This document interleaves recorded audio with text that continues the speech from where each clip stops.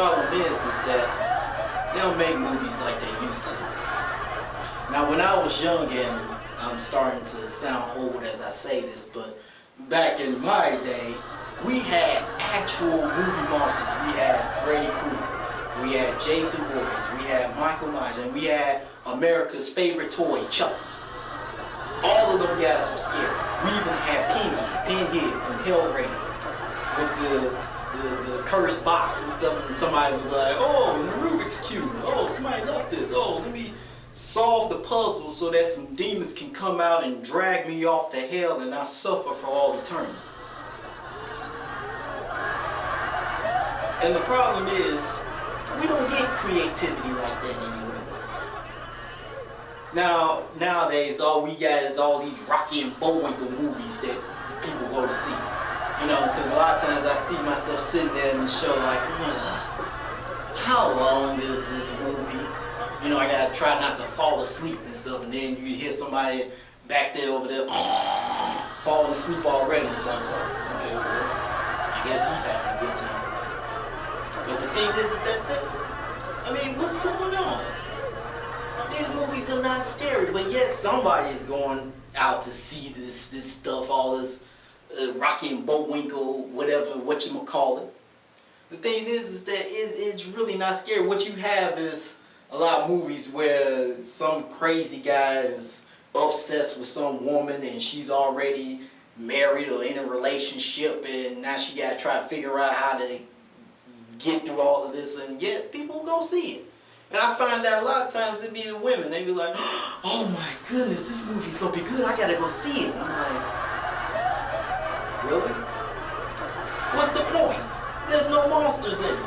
You know, where's the werewolves? Where's the aliens? It's just some crazy guy obsessed with some woman. That's it. That's all. And the girls be like, don't you find that scary? I mean, this guy is crazy. And I'm like, yeah, well, so am I. But you don't see me breaking into houses, raping women, and beating them up in front of their boyfriends and husbands and all that crazy stuff. That's your horror. That's your suspense.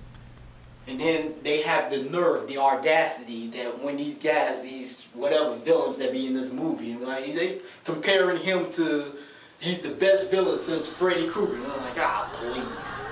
That jellyfish can't hold any water. How dare you compare him to actual legendary monsters?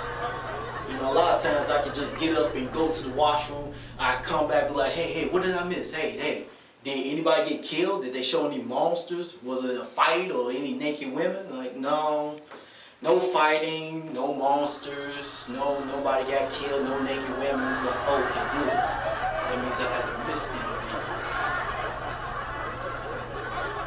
Okay, I'm back just in time. But then again, the whole movie be like that, be like, oh man, is anybody gonna die yet? I mean, they could at least put some zombies in here to get their heads cut up, chopped off or something. Man, there's no routine. What's going on? I don't understand. But then, you know, the only reason why I don't fall asleep during movies like this is because the teenage girls that be next to me, they scream at everything. Somebody slam the door really, and I be spilling my popcorn all over me. Like, hey, this popcorn costs almost as much as the movie did. Woo, man, and that food, man, they at the concession stands, that food is expensive. It's high. It's very expensive. You have to eat before you go there. You can't eat at the theaters. I mean, it is expensive. A small popcorn, some to wash it down with, and some candy. Man, that's downright $20 right there. Like, man. Now these days you got people in the theater, they be actually hustling. They open up their jacket. Hey, check it out. I got raisin nuts. I got goobers. Hey, I even got a slice of pepperoni pizza for $2. What's up?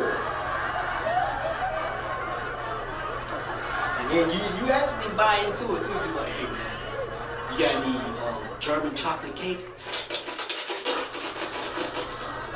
Oh man, I sold out on that. Dang! Sold out. That is just great. That's amazing. Because you know what? When you're going to see a movie where heroes shoot up all the villains, he doesn't tend to make a guy hungry. And you know what? I remember some of the good actors like Sylvester Stallone. Yeah. He did Rocky, and he did Rambo. Oh man, those were the days, you know. And you know, you got Bruce Willis. He did Die Hard. You know, it's like you can't find that anymore. You know. Now these young people, they don't know anything about that. They don't know anything about that. I remember I was talking to a teenage girl, and I was like, hey, you know, this movie, they comparing him to Chuck Norris, and she like, who is Chuck Norris? I'm like,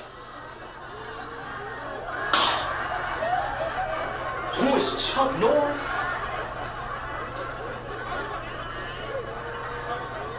Who is Chuck Norris? Chuck Norris is one of the toughest guys to ever walk the face of this earth. When Chuck Norris do push-ups, he don't push himself up. He pushes the world down. That's how tough Chuck Norris is. The only fight Chuck Norris has ever lost was that legendary fight in Return of the Dragon when he fought against the master, the martial art master, Bruce Lee. You realize that little girl had the audacity to say, who is Bruce Lee? I'm like, who is Bruce Lee? Don't make me slap you now. Who is Bruce Lee?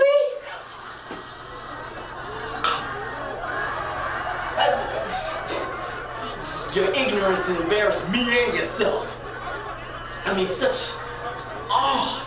the ignorance.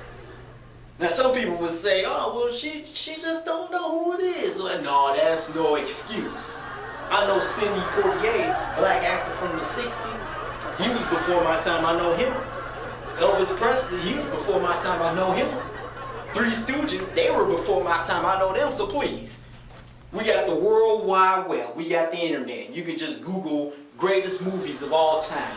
Yo, I guarantee you some of Bruce Lee's movies will pop up, some of Chuck Norris movies will pop up, some of Clint Eastwood movies will pop up. I mean, come on, man. Those are classics. Those are in the Hall of Fame, the movie thingies, somewhere. Best movies ever made. Better than this jalopy that we see in the theaters these days. And the thing is that all those past heroes, they don't do it like they used to. The only guy that's still hanging in there is Arnold Schwarzenegger. The only action guy still hanging in there. And that is because we simply cannot let that Terminator series die. I mean, it just will never end. It could be 2099. Arnold Schwarzenegger is 155 years old, and he's still in the movie.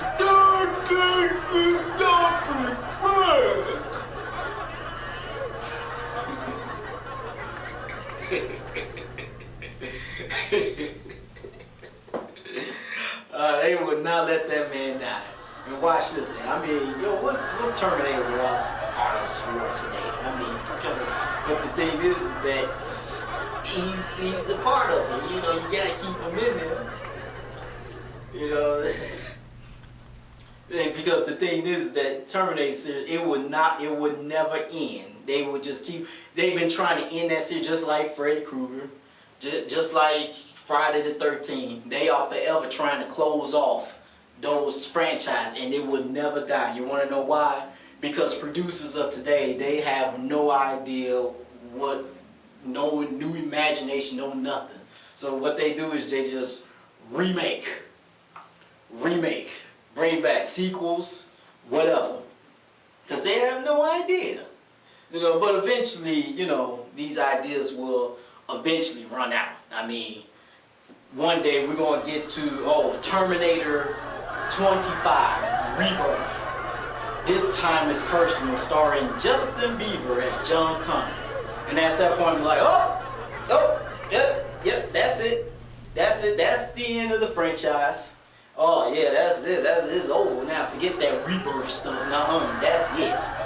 You might as well stick a fork in it because it is done. There's no coming back from that. Nowhere near coming back from that. All right, yeah, this is movie time with me.